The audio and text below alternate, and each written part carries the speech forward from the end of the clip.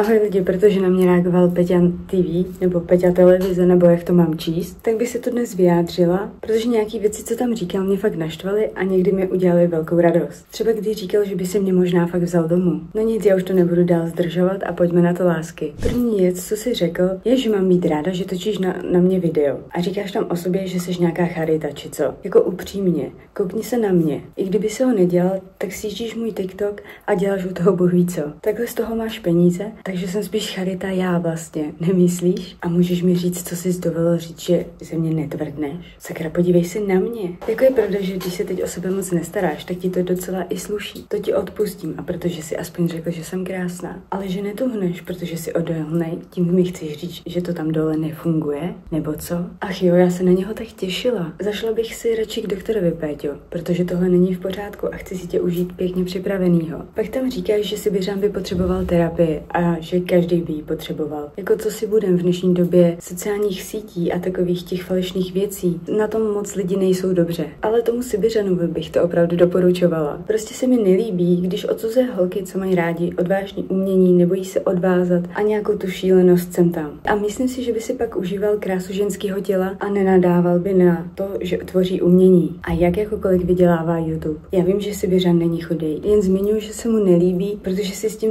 holky dokážou vydělávat.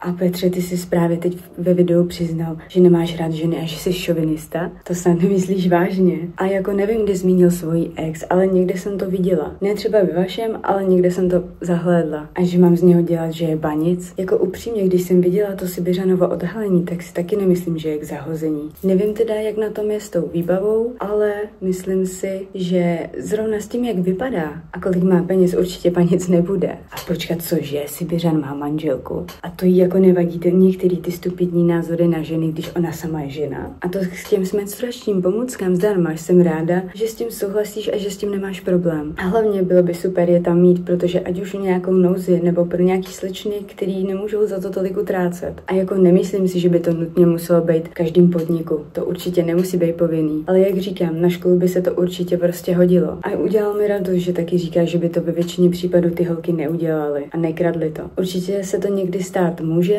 ale to neznamená, že by to v těch školách nemohlo být. A že se kradou toaleťáky? Určitě ne často. A pořád to tam vidíš zadarmo. A sakra jo, menstruace je potřeba, kterou neovlivníš. A musím se ti omluvit, že jsem řekla rekreační, místo reakční, ale upřímně, občas to tak vypadá, když nic nevydáš. A kouty a neupravený vlasy a vousy, to mi vážně nevadí. Vypadáš prostě mužně a to se mi líbí. A jo, stříháš se jednou za půl roku, ale taky jinak by to vypadalo, kdyby se stříhal každý měsíc a půl. Nemyslíš? A počkat, to mi chceš jako říct, že 30 vteřin a jakože jen budeš ležet a budeš lenoch, protože vyděláváš prachy? Vždyť jsi fakt jak takovej brigádník, v tomhle by si měl brát příklad ze Sibiřana. Ale jako když to bude jen 30 vteřin, tak doufám, že to bude aspoň víc kol, protože jinak bych se asi rozbrečela. A pane bože, Sibiřan je malej? Jako nemyslím si, že by to měl být nějaký problém, ale tak o 20 cm se nemůžu zlobit, že jo, když bude vyšší, snad tam i dole bude. A ty bys chtěl jako umýt skleněnou zástěnu v koupelně, tak jako jestli si tě můžu osedlat na díl než 30 sekund, nebo aspoň víckrát než jednou a pak si mě vezmeš za ženu, tak s tím nemám problém. Neboj, u toho umývání budu vypadat krásně. Říkáš tam, že za většinou holků platíš. To mi přijde super, ale spíš mám problém s tím, že dnešní holky nejsou schopny uvařit, uklidit a udělat takové ty věci, co se mají. A chtějí, aby chlap platil úplně všechno. Samozřejmě, pokud třeba jde o rande, na který pozve kluk holku, tak to by měl zaplatit kluk. Ale fakt mi nepřijde, aby ženský požadovali, aby chlapi platili úplně za všechno a ona mu nedá absolutně nic. A ty by si chtěl udělat gulášek, jo? To ještě nevíš, že umím vařit fakt dobře. Takže mi stačí napsat a udělám ti ho. A když rád tak vaříš, můžeme uvařit spolu a já za tebe uklidím tvoje špinavé trenky, když to uklízení nemáš tak moc rád. Ale mohli bys mi taky něco uvařit a já mezi tím uklidím. Co ty na to? A jsem ráda, že aspoň přiznáš, že ty nároky od žen jsou kolikrát nerealistický, když většina holek vypadají tak, jak vypadají a měli 100 kluků v posteli. Počkej, ty jsi jako hodnotil můj vzhled a řekl si 6. Tak buď jsem slyšela špatně, nebo to bylo 6 z 6. No já nevím, ale 6 z 10 to určitě být nemohlo. A že by byl sidequest přines holku domů s klubíkem, no já ten sidequest s tebou ráda splním. A Sibiřan to určitě za čas zvládne taky. A jo, měl bys mi sakra napsat. Jsem si fakt jistá, že tohle nebudeš litovat a bude to tvoje potěšení. Ať nemáš jen takovou brigádu. A jo, máš pravdu, zážitek by to byl šílený a v podcastu se nemusíš bát to zmínit. A jo, a že si o mě psal, že jsem umělá inteligence, to bylo fakt hnusný a byla jsem fakt smutná. A říkáš, že už si zažil svůj nejlepší noc v životě. To říkáš jenom proto, že jsi ji nezažil ještě se mnou. A jo, říkám to znovu, tu skleněnou zástěnu